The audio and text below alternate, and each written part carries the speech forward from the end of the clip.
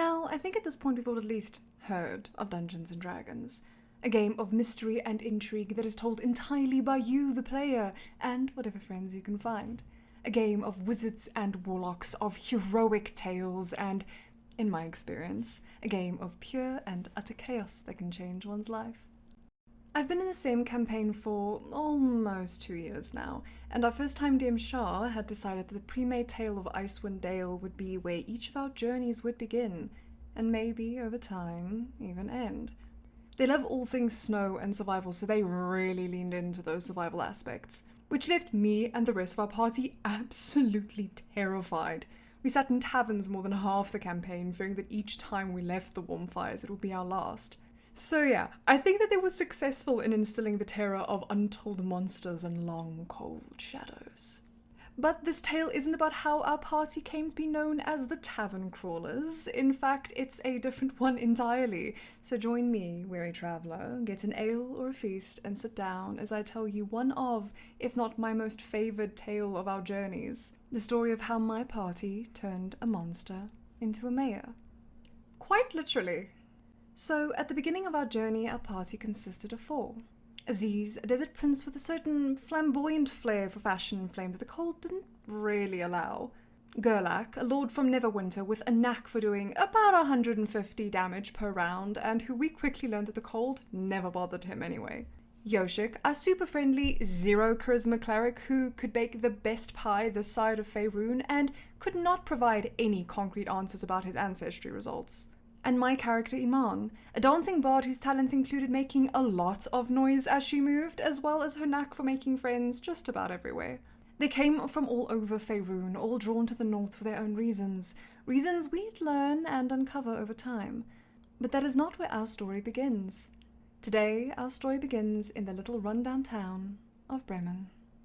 Bremen was a small fishing town that struggled heavily with the endless winter the north had found itself in. It was nice enough.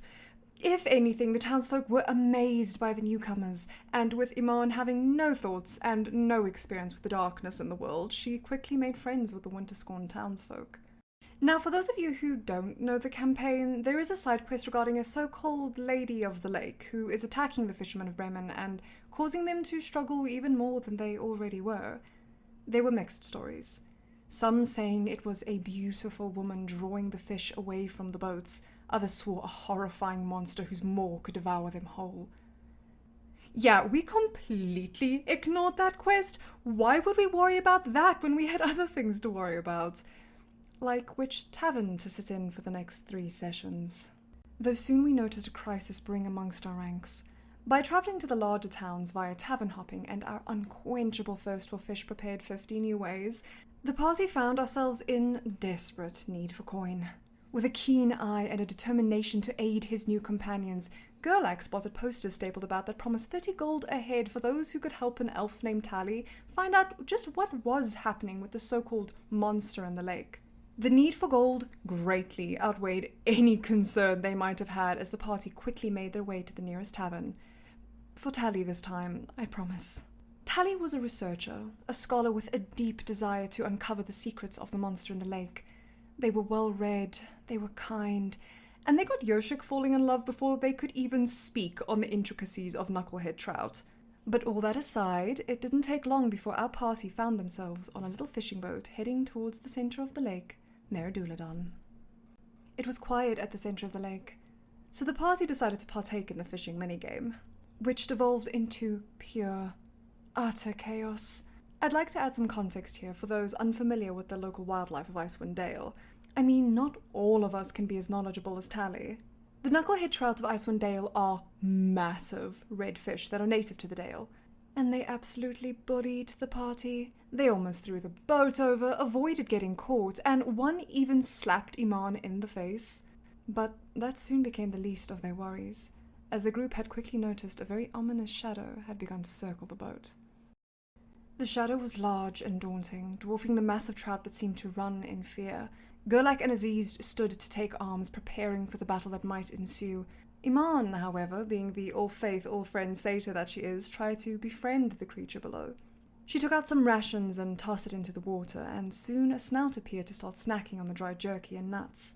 It was then Yoshik who tried to speak to him, and to our collective surprise, he spoke back. This is where we met our newly found best friend, Kenneth, a plesiosaurus.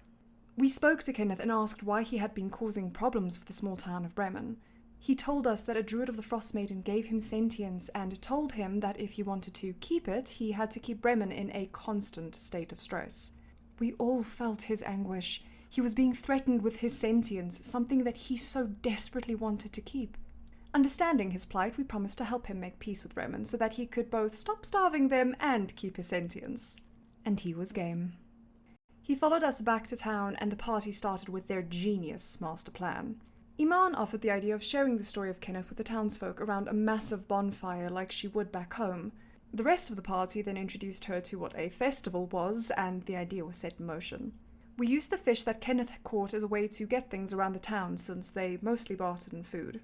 We rented out the docks, got a stage and some bleachers made by the local carpenter, as Iman wrote a ballad about Kenneth. Aziz came up with the idea that they over-exaggerate the story, just a little. Turn it into a tragic tale that would truly yank at the collective heartstring of Bremen. So she wrote a song about a daughter of the Frost Maiden who fell into the depths of the lake and, in a final plea to her mother, was turned into Kenneth. Yosha carved ivory Kenneth figures out of fishbone, and the owner of the local tavern, who we became best friends with, no surprise there, catered the entire event. It was all set up, and they were ready.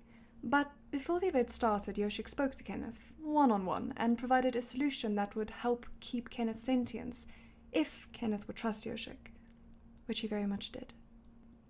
The festival had finally begun. Iman took to the wooden stage and greeted the town. She spoke some bardic words, and then it all began. It started off a bit rocky, as the backup vocals and instrumentalists, aka Yoshik, Aziz, and Gerlach, didn't have fantastic performance roles. But my rule of cool DM, God bless you, Shah, gave Iman a pass on her role, since during our 10-minute bio break I sat down and wrote the ballad itself. Iman carried the performance, the words touching the hearts of those in attendance. That and the free food and booze. The crowd rose and applauded as the ballad came to its end, and as the party bowed in thanks, they introduced the town to the solution to all their problems. Kenneth. Kenneth rose from the waters behind the stage, a newly adorned amulet around his large neck, a gift from Yoshik. The party waited with bated breath on how the townsfolk would react, and, well, people loved him. They were excited. This creature was going to help them solve their problems. Bremen was going to be back on the map because of Kenneth. The townsfolk cheered, and what was then dubbed KenCon became an annual event within Bremen. Now, do you remember that promise Yoshik made to Kenneth? A promise of sentience. The amulet that Yoshik gave him was that of Yoshik's god, the god of knowledge. In accepting it, Kenneth became a follower of said god. Yes, that's right. We turned Kenneth into a level 13 cleric. Well, at least we knew that the town would always be safe in our absence. Right? Hi, thank you so much for watching through my first video on this channel. I very much look forward to sharing more tales of my D&D party, and if you do too, please like, subscribe, share, comment, all of that, so that I can really get more motivation to keep working. I hope to see you again in the next one really soon, but until then, keep well, weary traveller, and may these tales brighten your path. Bye!